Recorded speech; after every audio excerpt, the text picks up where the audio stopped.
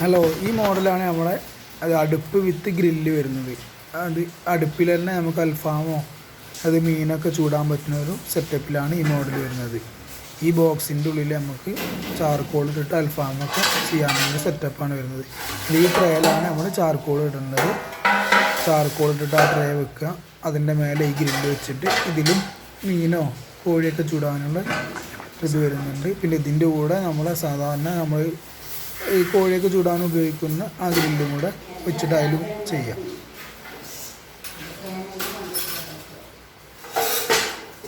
അതുകൊണ്ട് എടുത്ത് മാറ്റിക്കഴിഞ്ഞാൽ സാധാരണ അടച്ചു വെക്കുന്ന ഒരു ബോക്സായിട്ട് ഉപയോഗിക്കാം. സാധാരണ കിച്ചണിൽ അടച്ചു വെക്കുന്ന ഒരു ബോക്സായിട്ട് ഉപയോഗിക്കാം. അതിൻ്റെ ഉള്ളിൽ രണ്ട് അടുപ്പ് കത്തിക്കുന്ന ടൈമിൽ ചെറിയൊരു ചൂടുള്ളൊരു ബോക്സായിട്ട് ഉപയോഗിക്കാം. പിന്നെ ഈ അടുപ്പിൻ്റെ സ്റ്റീലിൻ്റെ തിക്നെസ് വരുന്നത് 2mm 304 ഗ്രേഡിലാണ് വരുന്നത്. അത് നല്ല കനമുള്ള സ്റ്റീലാണ്. അതുകൊണ്ട് പൊട്ടുക പൊള്ളക്കുക അങ്ങനത്തെ ഒരു വിഷയം വരുന്നില്ല. പിന്നെ ഇതിൻ്റെ ഈ വിറക് വെക്കുന്ന ഭാഗത്തിൻ്റെ ഉള്ളുഭാഗം കൂടി സ്റ്റീലാണ് വരുന്നത്. അതുകൊണ്ട് തന്നെ ആ സൈഡൊന്നും പൊട്ടുന്ന ഒരു വിഷയം കൂടെ വരുന്നില്ല. പിന്നെ ഈ സ്റ്റീലിൻ്റെ അടിയിൽ കാസ്റ്റിൻ്റെ ഷീറ്റാണ്. സാധാരണ നമ്മളെ മറ്റുള്ള അടുപ്പിന് അവിടെ ഒരു ഫയറോ ക്ലേ എന്ന് പറഞ്ഞൊരു ക്ലേ ആണ് വരല്. ആ ക്ലേക്ക് പകരം ഇതൊരു കാസ്റ്റിൻ്റെ ഷീറ്റാണ് വന്നിട്ടുള്ളത്.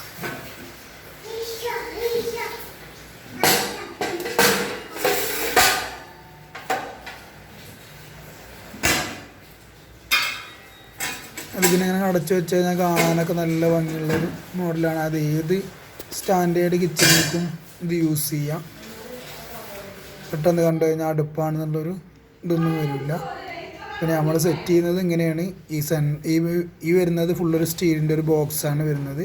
പിന്നെ ഇതിൻ്റെ അടുപ്പിൻ്റെ ഉള്ളിൽ റൗണ്ട് വരുന്നത് ഇങ്ങനെ കാസ്റ്റേൻ്റെ 2 സിലിണ്ടറാണ് ഈ 2 റൗണ്ടിനും വരുന്നത്. അതുകൊണ്ട് തന്നെ ഉള്ളിൽ പൊട്ടുക ഇതിൻ്റെ ഉള്ളിൽ വരുന്ന കാസ്റ്റേൻ്റെ സിലിണ്ടറാണ്. മെറ്റീരിയൽ കാസ്റ്റ് ചെയ്യാനാണ് ഈ സിലിണ്ടർ. ഇതിലിങ്ങനെ വരും. ഈ 2 റൗണ്ടിന് സിലിണ്ടർ വരും. ബാക്കിയുള്ള ഭാഗം കോൺക്രീറ്റ് അങ്ങനെ തന്നെ വരുന്നത്. പിന്നെ അതിങ്ങനെയാണ് വർക്ക് ചെയ്യുന്നൊരു വീഡിയോ ആണ്. പിന്നെ ഇതിൻ്റെ മേലെ ഈ അടുപ്പ് വരും. ജസ്റ്റ് ഒന്ന് കാണിച്ചേന്നുള്ളൂ. അങ്ങനെ എങ്ങനെയാണ് നമ്മൾ സെറ്റ് ചെയ്യുന്നത്. പിന്നെ ഫുള്ള് വർക്ക് കഴിഞ്ഞിട്ട് ഈ സ്റ്റിക്കർ കൊണ്ട് മേലെ വരുന്ന സ്റ്റിക്കർ കൊണ്ട് നമുക്ക് ഒഴിവാക്കാം. അടുപ്പ് ഇങ്ങനെ വരും.